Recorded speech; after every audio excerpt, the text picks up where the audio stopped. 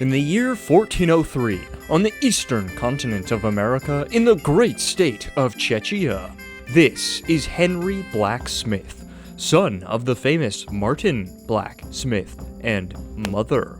Henry is stuck in the small town of Skalitz, a silver mining operation by then-President Wenceslas IV. Henry's dad is really good at making swords and nails and stuff, and is commissioned by the mayor of Skalitz, Sir Radzig Kobyla, to make a shiny but ultimately mid-tier sword. But Henry dreams of a more adventurous life, donning metal armor and fighting cage matches for money. Unbeknownst to him, things will be changing very soon, when the president's half-brother and governor of Hungary, Sigismund, decides to start a coup and take over Skalitz. Despite Henry's dreams, he is nothing but a weak and ineffective virgin, nothing like his Chad father. Beat me. During the Skalitz incursion, Henry must run away with the commissioned sword as his father and mother are killed by the Disney villain Bald Man. Now, free of his boring old life and responsibilities, he is able to follow his dreams and become a punching bag for entertainment. Kingdom Come Deliverance is a grounded, immersive, medieval RPG. There is no magic, there are no dragons, and you cannot read. But why do I want you to play hardcore KCD?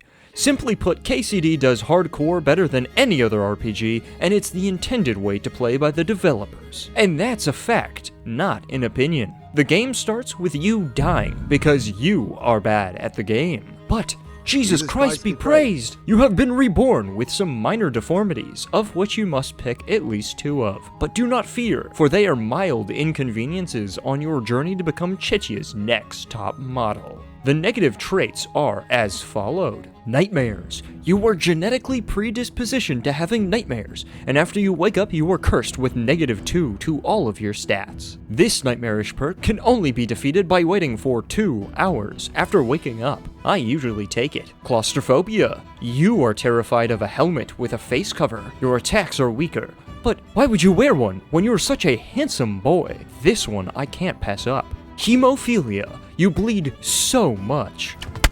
Some say that you're a woman. I'm allowed to say that because it's the year 1403 and misogyny is commonplace. This perk hardly affects me because I don't get hit. Numbskull. Your mother dropped you on your head as a child, and now you gain experience at a slower rate. I always take this one because time is a human construct. Consumption. Your stamina regenerates slower. This just means you have tuberculosis. Seeing as you're not dead from it already, you're basically a biological weapon. Shakes. You have early onset Parkinson's. Sure, aiming an arrow takes a little bit more time, but you can time travel. Tapeworm. You were born with a friend who needs to be fed. Seeing as potions that heal and give you energy satiate you, this is nothing but a bonus. Brittle bones. You hate milk and you're lactose intolerant. Jumping down more than 1 foot shatters every bone in your body. You're made of glass.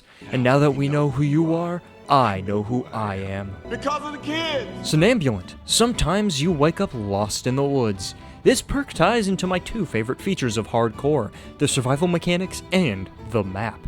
Much like the buddy in your belly, you have a need to feed. Henry runs on Duncan, and if you don't eat regularly, you might wake up without your trusty steed. I feel quite hungry. In other games, you are a sleepless sentinel. Sleeping is optional but provides some benefits. In KCD Hardcore, sleeping is mandatory and only hurts you if you pick the night perks. You have an energy stat that is consumed by your daily activities. These can include such things as stealing from the poor, playing Beat Saber with a real sword on real people, or gambling the night away. They call me the Farkle God for a reason, homie. It's because I didn't win. I need 50 more points. But he's not gonna get 17. A big change in KCD Hardcore is that you are no longer on the map. You have no icon. This means you must use the terrain and landmarks to figure out where the gosh darn heck you are.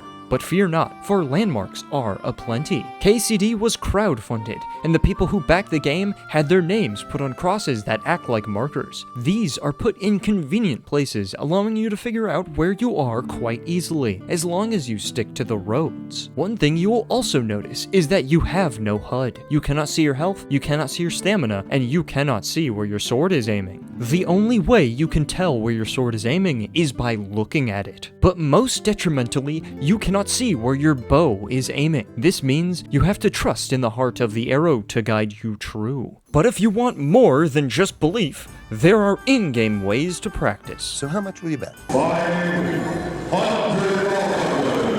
And finally, saving. Saving in hardcore modes. For instance, Bethesda games, your only saving method is by sleeping. Like in those games, you can also save by sleeping in KCD. However, you have another option: drinking. Unlike real life, Henry drinks to remember. Savior schnapps are a slightly alcoholic brew that allows you to save the game. Do you see a gaggle of bandits? A cult of Q men? Do they talk about their leader who is dead but claim he is not? Do they worship an orange? An annoying orange? Take a swig of that schnapp and start a brawl while buzzed. If you die, maybe you didn't. You're drunk. How can you be sure? There are many hardcore modes out there, but this one is mine favorite.